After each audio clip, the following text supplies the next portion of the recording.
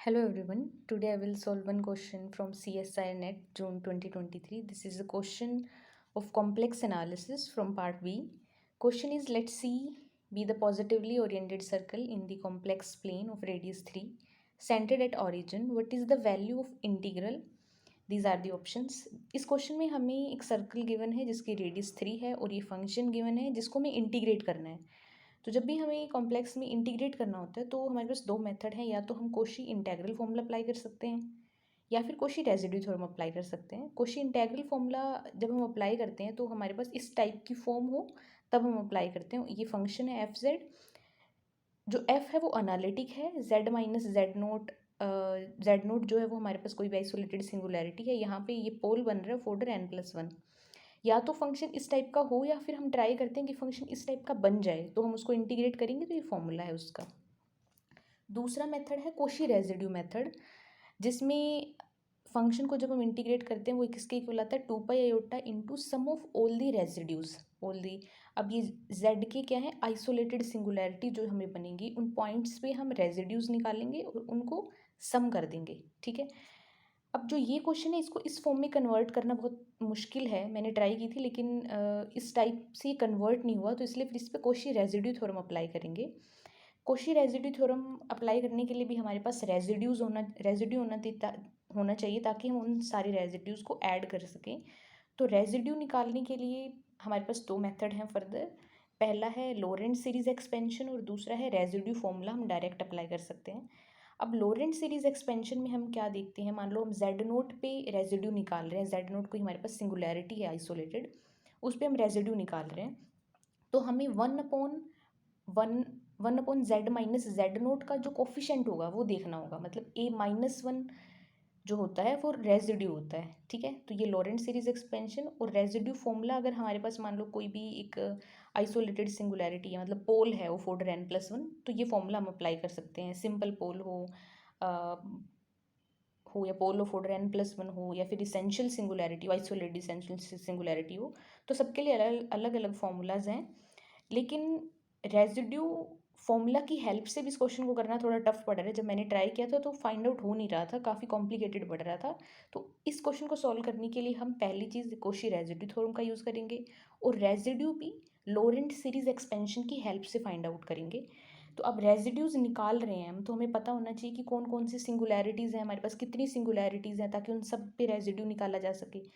तो उसके लिए हम इस फंक्शन को थोड़ा सिंप्लीफाई करके लिखेंगे। जो यहाँ पे e⁻⁻z है, इसको 1/e⁻z लिखेंगे। तो इसको जब सिंप्लीफाई करके लिखा तो ये बन गया। अब हमें ये तो पता है कि z=0 पे हमें पोल मिल रहा है ऑर्डर 2, ये तो दिख ही रहा है। ये देखेंगे क्या ये भी कहीं ज़ीरो बन रहा है। जब इसको सिंप्लीफाई करेंगे तो हमें ये मिलेगा। अब ये 1 कब होगा, जब e⁻z इक्वल होगा 2n pi iota where n belongs to integer. यहाँ से हमें z की वैल्यूज़ मिली 0 plus minus pi iota plus minus 2 pi iota. अब यहाँ पे हमें क्वेश्चन में गिवन था कि जो हमारा सर्कल है उसकी रेडियस 3 है, तो उस 3 रेडियस के अंदर कौन कौन से सिंगुलैरिटी आ रही है वो हमें देखनी है। जो पाई है उसकी वैल्यू 3.14 होती है, तो इसका मतलब ये बाहर चली गई हमारे सर्कल से, तो इसको हम सिंगुलैरिटी काउंट नहीं करेंगे, इसको हम नहीं देखेंगे। हमें सिर्फ वही सिंगुलैरिटीज़ देखनी है जहाँ पे हमारे फंक्शन को सर्कल ऑफ रेडियस 3 के अंदर जहाँ प्रॉब्लम हो रही है। ठीक है। तो उसके अंदर तो मतलब सिर्फ ये ज़ीरो ही है।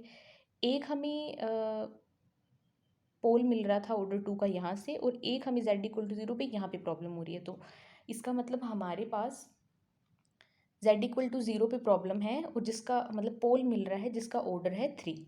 ठीक है। तो अब हम फाइनली रेजिड्यूज निकालते हैं इसके। तो ये फंक्शन है, इसको e⁻z, इसकी लोरेंट सीरीज एक्सपेंशन लिखनी है तो इसको पहले थोड़ा सिंप्लीफाइड फॉर्म में लिख लेते हैं।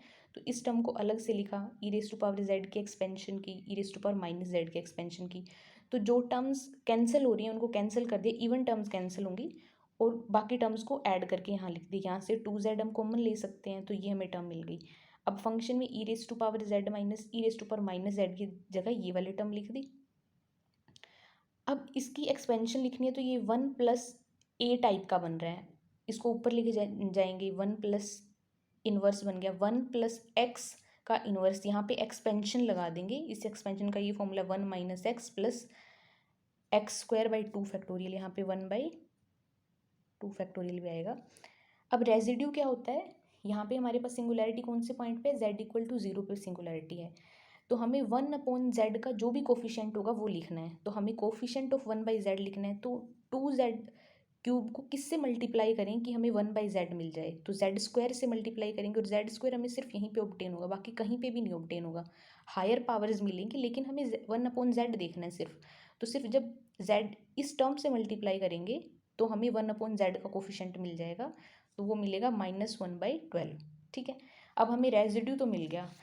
जब कोशी रेजिड्यू फॉर्मूला अप्लाई करेंगे तो जो एक ही रेजिड्यू मिला वो रेजिड्यू हमने निकाल लिया, एक से ज़्यादा होते तो हम उन सबको निकाल के उनको ऐड करते, अब एक है तो एक निकाल लिया, उसको 2 पाई आयोटा से मल्टीप्लाई करना है, तो रेजिड्यू है हमारा -1/12, उसको 2 पाई आयोटा से मल्टीप्लाई किया तो -π/6 मिल गया। अब ये ऑप्शंस में ऑप्शन नंबर 4 है, तो option number 4 is correct option.